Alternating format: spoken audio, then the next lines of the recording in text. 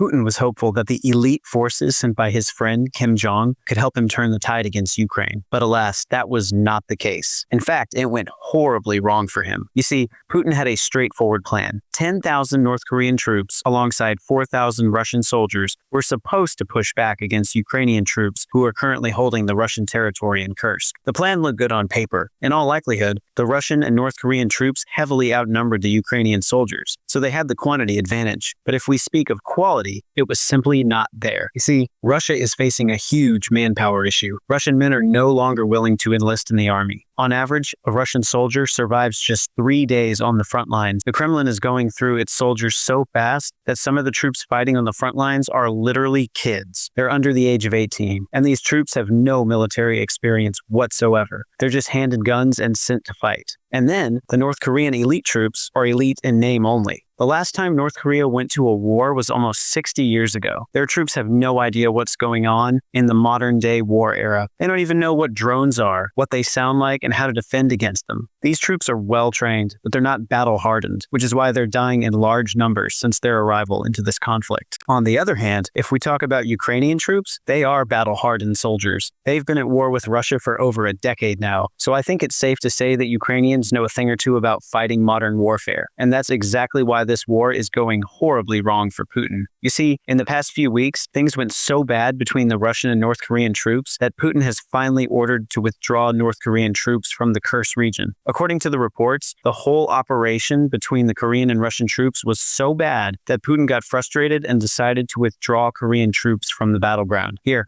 watch this clip of the whole situation yourself. These are the first images on the ground of the capture of North Korean troops by Ukraine. The soldier is injured, can hardly walk, but they spirit him away. Russian shelling intensifies to prevent capture. A wild prize pulled through their wires here from brutal fighting in Russia's Kursk region against a radicalized, near-suicidal enemy, but one who'd never seen drones in war before. The Special Operations Forces who fought them told us. Всі вони молоді, свіжі, витривалі. Але знову ж таки підготовлені до реалій війни, в найкращому випадку 1980 року. Незважаючи на ті всі намагання закликати їх здатися в полон, вони будуть продовжувати йти в бій. There's a unique challenge here. Ukraine wants to take captives, but the North Koreans seem to prefer to die. They shoot one here in caution. In the distressing images that follow, they pull one injured Korean's leg, then realise he has a grenade. He detonates under his chin.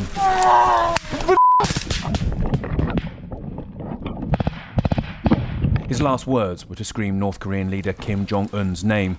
Now, in just a second, we'll go over some incidents that show why Putin decided to pull off North Korean troops from the front lines. Some of these incidents include North Koreans shooting at Russian troops, basically friendly fire, and then there are incidents where the North Korean troops threw grenades at Russian soldiers. But before we get into all those, let's take a look at this report that first broke the news that Putin had pulled North Korean troops from the Kursk region. So this report published just a couple days ago in the New York Times. It says North Korean soldiers who joined their Russian allies in battle against Ukrainian forces have been pulled off the front lines after suffering heavy casualties. Now, according to this report, North Korea sent 11,000 troops to help Russian troops against Ukraine, and since their arrival, already half of the Korean soldiers are either dead or wounded. The report further says that North Korean troops, which were sent to push back Ukrainian forces inside Russia's border, haven't been seen at the front line for about 2 weeks now. According to this report, one of the main reasons for this withdrawal is the lack of communication between Korean troops and Russian troops, which has caused North Koreans to basically become cannon fodder on the front lines. And the situation got so bad over the last couple of weeks that literally hundreds were dying every day. So Putin finally ordered to pull them off the front lines. I don't know if you guys have noticed or not, but one of the Ukrainian news channels highlighted that Putin has altogether stopped mentioning Kursk in all his appearances. This highlights how bad the situation has become for Putin in Kursk. Ever since Ukraine's Kursk offensive, Putin has been mentioning negotiations a lot more in his public appearances. He seems to have come to the realization that he cannot take it back from Ukraine before the negotiations start. And that's why, to save himself from embarrassment, he's just shifting the focus away from that region. Okay, so now let's move on to some disasters that occurred on the front lines that show exactly how bad the cooperation was between the Russian and North Korean troops. Firstly, we have a phone call that was intercepted, and it highlights how badly the Russians and North Koreans were getting along with each other. It seems like Russians hated their Korean counterparts, and Koreans hated the Russians back. They started fighting with each other even before they reached the front lines. Just watch this report from CNN. These pictures of North Koreans training in the far east of Russia have sparked a lot of speculation over Russia's plans in Ukraine. In intercepted communications from the front line, obtained by the Defense Intelligence of Ukraine, Russian soldiers can be heard complaining about their new allies. The North Koreans are codenamed the K Battalion. Он с кем-то батальона К. Я говорю, ну он как раз по поводу батальону К рассказывал. Я говорю, а кто получает, говорю, на них оружие, боеприпасы? Мы, говорю, сухпайки, говорю. А кто, говорю, получает? Я говорю, насколько я слышал, получают бригады. Бригады, типа вы получаете. We can also hear them refer rudely to the North Koreans as the Chinese. And then, as you can see the headline of this news article, North Korean troops basically opened fire on their Russian counterparts while they were fighting together against Ukraine. Imagine how frustrating it would have been that you're trying to fight the Ukrainian soldiers, and then at the same time, all of a sudden, someone behind you who is supposed to be your ally starts shooting at you. As you saw in the CNN clip earlier, for every 30 soldiers, there was just one interpreter translating for both sides. On a battlefield, miscommunication is the last thing you could afford. And during battles like these, where missiles are falling from the air, bullets are flying past you from every angle, you need fast communication. You can't have one guy who's also trying to save himself translate for 30 soldiers who don't speak the language. Anyways, in a moment I'll show you a video of a Russian soldier who was captured by Ukrainian forces, explaining how the North Koreans are behaving with Russian troops on the battlefield.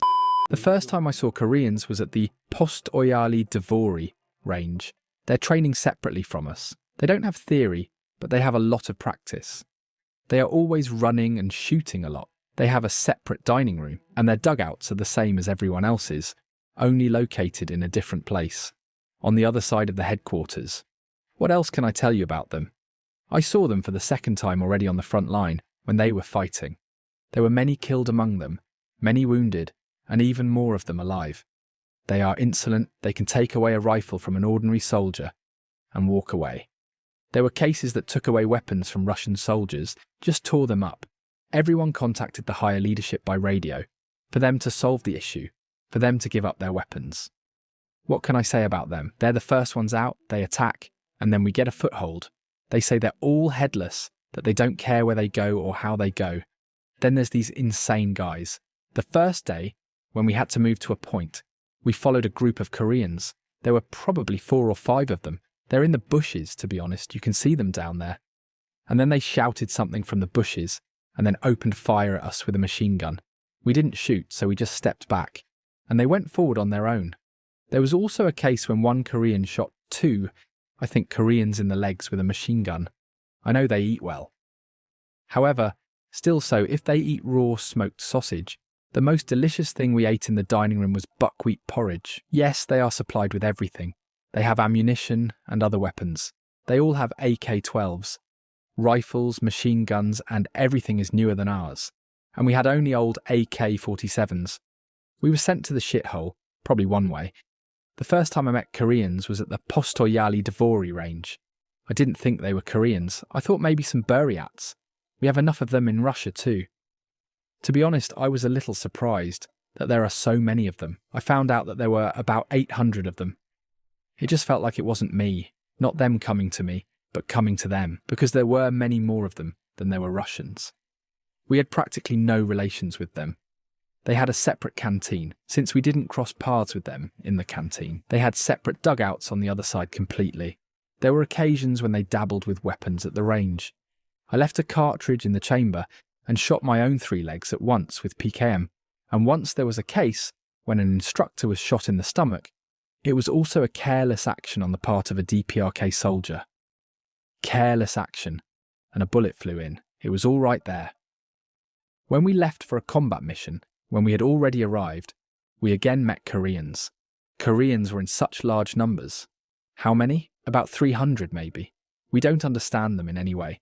How can you understand a person who speaks a language you don't understand? He shows us something, explains something, but we don't understand anything.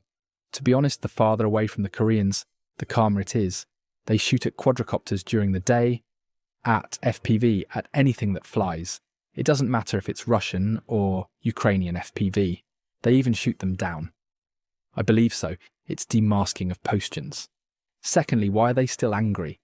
A terrible Baba Yaga or even two come flying in, and all night long they're pounding those drones. One bombed out, leaves, the second one comes right in. The second one bombed out, the one that left comes in. And that's pretty much the whole night.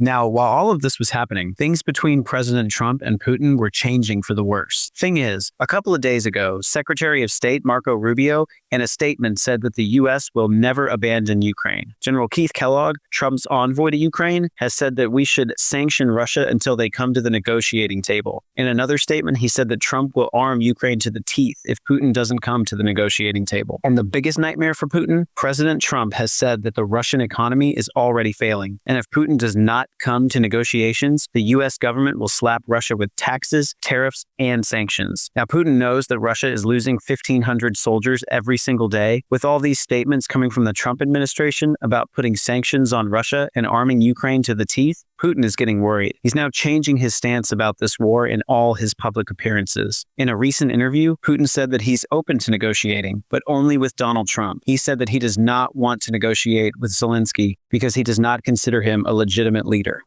Obviously, the election period was by all means not easy for President Trump, with fierce pressure being exerted upon him and his family members all the way up to assassination attempts. But President Trump, he was courageous and enjoyed a landslide victory. And now we see there is statements about wishing to restore direct contacts with Russia were suspended by the previous administration. We've heard his commitment to do everything to prevent World War III. Of course, we welcome this approach and we congratulate the newly elected President of the United States on his inauguration. We have never been against dialogue. We have always been ready to maintain peaceful relationship with any American administration.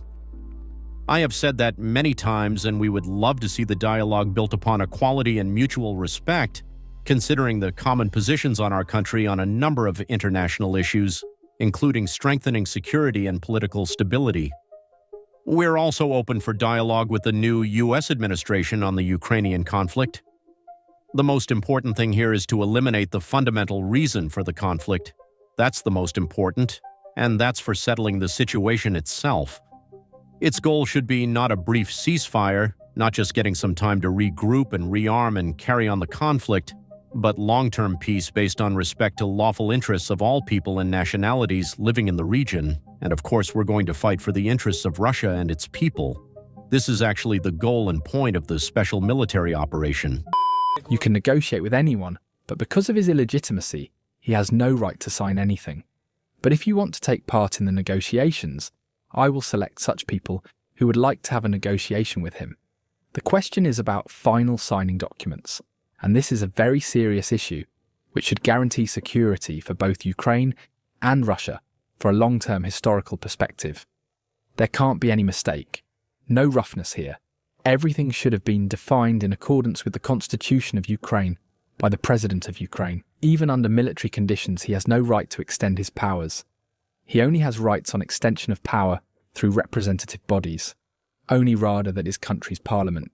If there is a desire to negotiate and find compromise decisions, let anyone go for it.